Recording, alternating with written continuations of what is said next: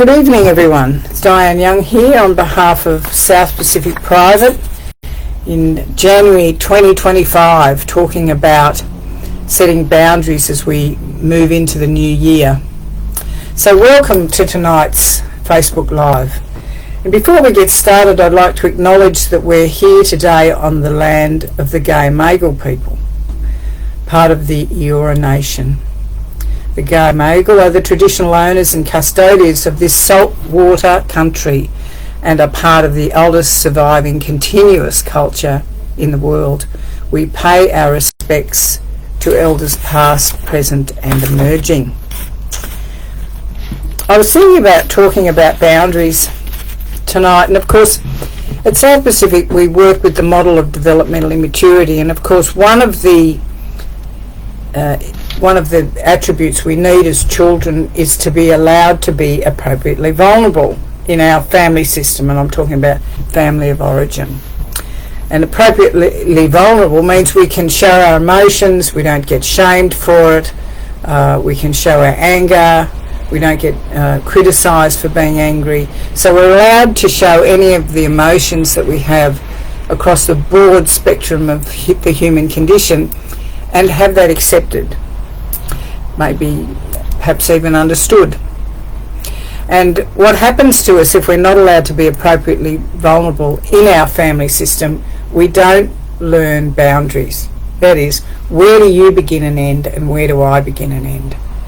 And I'll talk a bit about boundaries, because the problem with not being taught about boundaries, and many of us aren't, is we will sit in two camps. We will sit in too vulnerable on this side or invulnerable on this side. Now there's a bit of a middle in here, and the way I would explain it to you is that we set boundaries because we have the courage to love ourselves first, even when we risk disappointing others. And that's something that Brené Brown's very big on when she talks about boundaries.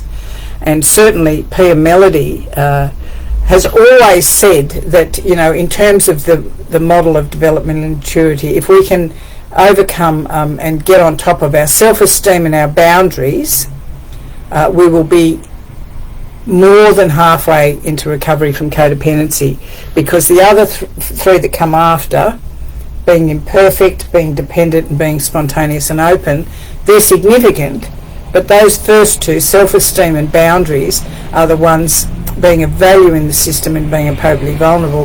They are the ones that allow us to really come into ourselves. So what are we talking about? I have some very fabulous pieces of artwork I'm going to share with you, and we talk about boundaries being, well, twofold. First one is internal boundary, which is from your heart to your abdomen. Now this is a boundary that we imagine that is personal to us. You can visualise it however you like, but what it does is it does two things. It stops me from coming out from behind my internal boundary and offending you, and it stops you and me from allowing you to offend me. Very few people learn about internal boundaries when we're little. We learn about external, and we talk now a lot to children about don't let people touch you, and you know, you don't have to give grandma a hug if you don't want, and things like that. Just not to be nasty to grandma, by the way, but also just to allow the child to be able to regulate where they begin and end and where grandma begins and ends. So when we're talking about an internal boundary, we're talking about a couple of things. When somebody says something to you that you perceive to be mean or nasty, or even something that's not particularly mean or nasty, let's just say, let's give a very simple example. Say you're meeting a friend for coffee, and they're always late, and you let it go, and you let it go, and you let it go for years, and you're used to this. And so what you do is you say, when the person comes, you know, Julie, every time we have coffee, you're always late. I'd really rather, you know, if you don't want to meet at 2, tell me 2:30. I won't waste the 20 minutes waiting. Now, depending on how structured her internal boundaries, she may be able to hear it, she may be able to apologise. But if somebody says that to me in a nasty way, you're always late and you never respect me, and no, you know. Now, if I've got a solid internal boundary, I'm going to ask myself 3 questions. Is it true that I'm always late? Now I have an answer straight away to that one. Is it not true? And I have an answer to that one. Or is it questionable? That is, have I had some incidences where I have been late and others where I haven't, and they've just reacted on this particular day because they're not having a great day. So the thing I want to say to you about boundaries is this. There are a number of types. When we're talking about too vulnerable, we're talking about the fact that you have no boundaries. And what does that look like? It looks like I'm often agreeing with you when I don't want to. I'm silent when I'd rather speak up. I allow you to determine my reality. There's a whole raft of other things. But that sort of emotional place where I don't stand up for myself. And I'm not talking about in an aggressive way. I'm talking about in a way where I put myself first. So, for example, I'm going to show you some fabulous drawings now. You'll be very pleased about this, I'm sure. So there's a number of them. The first one is there's no boundaries. That's when we're too vulnerable. We have no way of determining where I begin and end and where you begin and end. If you say something to me, I believe it to be true about me. I can't discern what's true about me. I'm looking to you all the time to tell me what's going on with me. If you say you're going to do something and you don't, I accept it. If you treat me with some disrespect, I accept it. You have no boundaries. This is the worst of it. Often we're in a fawn state or a frozen state when we're here.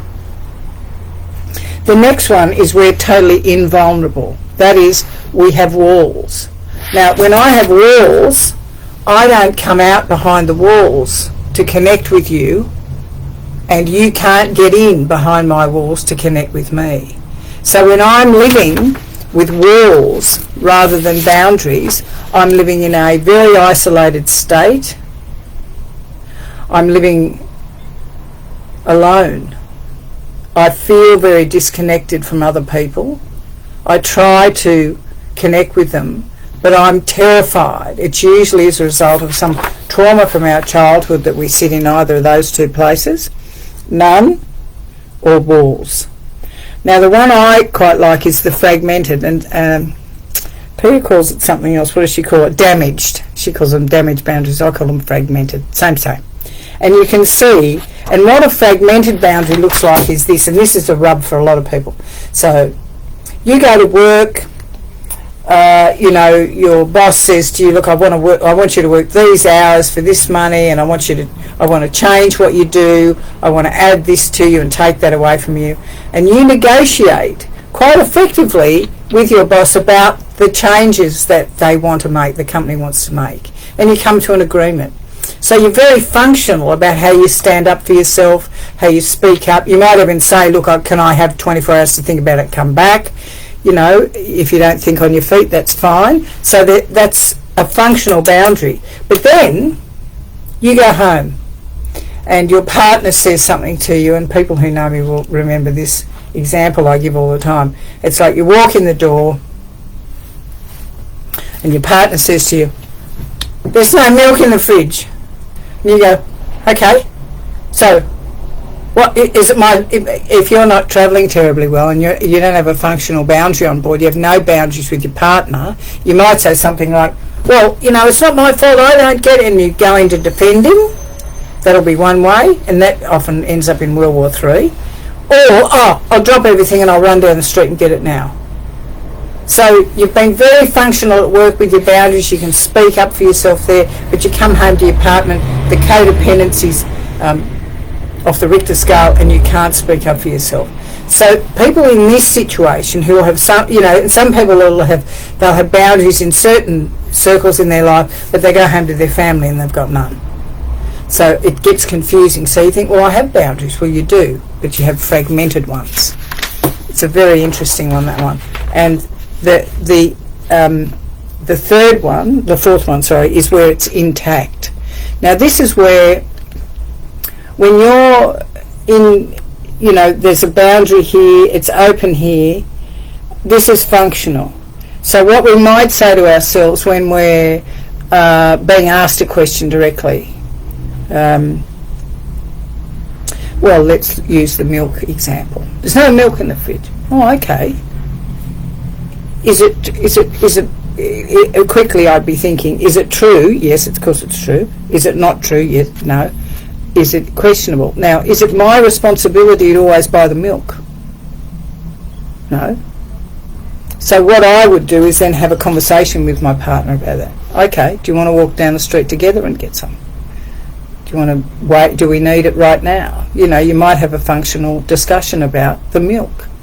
I know it sounds like a silly thing, but often the arguments and conflicts we have with our partners, they start from the small minutiae after a very busy day.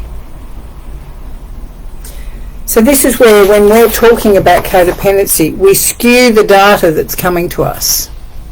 When someone's saying something to us, we're not hearing there's no milk in the fridge, we're hearing it's your fault.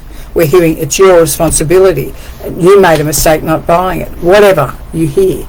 But we're skewing the data. And if we're skewing the data, we're not present in our body, we're not listening to what someone's saying to us, we're not hearing the words. We're making up a story about something else. Now, one of the things I like to talk about when I'm talking about boundaries, and this is my picture of it, the internal boundary here, heart to abdomen, an external boundary. Now, you can have whatever you want for an internal boundary. My internal boundary looks like a Balinese door, and it opens for the people that are important to me. And I will explain what I mean by this, because I think this is really powerful. I think when we get clear about who we let in and who we don't, we start to come back into ourselves. It's not about me always pleasing everybody else. It is about me being true to what I need on that day at that time. And I can change my mind about things. So this is not Pia Melody's view of boundaries, this is Diane Young's view of boundaries, so bear with me. In my world, there's like three circles. In the middle is the 100%ers. Now the 100%ers are people who I don't, who are I'm very transparent with. I don't edit what I'm saying with them. I'm very open about how I feel about things. They can hear it. They don't judge me necessarily. They can hear it. They can hold. It's okay. Now, when I talked about the Balinese door, my Balinese door, my internal boundary, opens for the 100%ers. It doesn't open for everybody. The next circle is here, is the 70%ers. Now the 70%ers are people in my life who I've known for years, some of them in fellowship, some of them, many of the colleagues. A lot of them know the other 30% of my life, but it's not where our relationship rests. This is where I am able to say, this is kind of more friendship, close, some intimate, and some of those 70%ers might have at some point been in the 100%, but they're not there now. There could be distance, could be changing circumstances, all sorts of things. The next circle out is the 30%ers, and the 30%ers are people who, like the flower man down the road, sells flowers. He knows my name, he knows the dog's name, he knows I walk the dog. We might talk about the weather, we might talk about something that's happening in the suburb. We're not necessarily close, I'm not having dinner with him, that's for sure. And he knows a little bit about my life, but not very much. And it's only from what he would probably make up as he's gotten to know me over the years. There are a lot of people in that category. And then there's everybody else. See that little asterisk there? That's everybody else. And the everybody else is interesting. Now I, Diane, get to choose who's in what category. I've had people that are in the 100%ers, they're out here now. Now, it doesn't mean to say that I'm in conflict with them or having any problem with them. They just don't rate in my life like they used to. The 100%ers also, you know, on any given day, and I mean, I say this quite candidly, on any given day I might have 6 people there. One of them's a supervisor, one of them's a therapist. I pay them to keep their mouth shut, and that only leaves 4 people. So I'm cautious as the, you know, child that I was, who comes in, who gets in, and who I go out towards. It's not to say I don't trust the 70%ers or the 30%ers, but it just means to say that I'm cautious about who I let into my inner world, because that's where, you know, the inner child lives, it's where my heart is, it's the parts of me that are quite vulnerable. So what I want to say to you is, when we're talking about boundaries, you have a lot of power, but it's a very, very good idea to get clear about what you want from the relationships in your life, who you're prepared to let in and who you're not. Now, I saw someone today who admitted that she was very walled,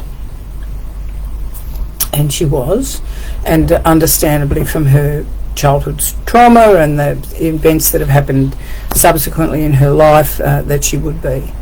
And I said to her today, if you want to do some work with your walls, we can do that. But will only do it when you're ready, because I'm not going to bring the wrecking ball in and smash down your walls. What I'm going to do is I'm going to sit with you while we work through it. You can bring them down. And I know in my own recovery journey that in the beginning of my recovery journey I was very walled, quite understandably, and I knew that they had to come down, but what I also understood was that I couldn't do the wrecking ball and bring them down in one fell swoop, because I wasn't safe enough in the world. I didn't feel safe enough. But what I could do is I could take them out, take a brick at a time out.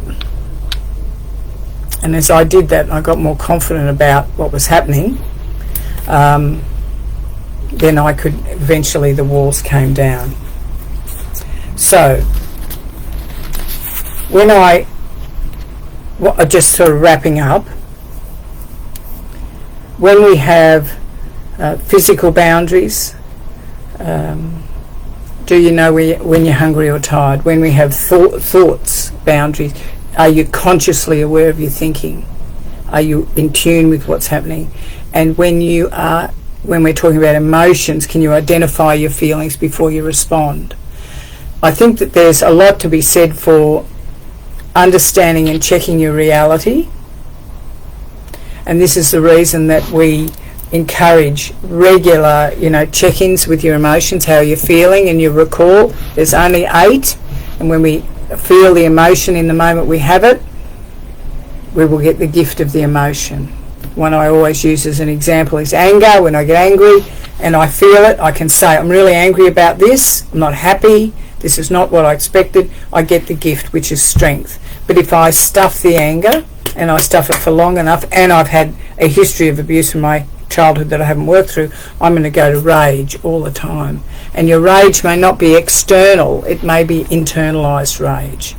So there's a lot to be said for, first of all, checking your emotions. The second thing is checking your core belief. You know, what's the core belief you have about yourself? I don't matter, I'm not enough, I'm lazy, I'm bad, I'm unlovable, whatever that is. So, you know, knowing your emotions, understanding your core belief, and then checking how am I tracking with my boundaries with people? Am I taking care of myself? Am I looking after me? And am I asking for what I want and need? And you know, many of you will have struggled with, you know, being needless and wantless, and that's another side to this. So working on your self-esteem and working on your boundaries puts you in a position where you can start to accept the reality of your life, not live in fantasy about where you think you are, and not live behind walls in isolation, and not live with no boundaries where you're giving yourself away and self-abandoning all the time. So if you need to reach out for any help, Our intake officer will be able to receive calls in the morning. That's 1800 06 332. And I think that's about where we'll leave it today. So thanks for joining us. It's been good to have you with us, and have a peaceful year.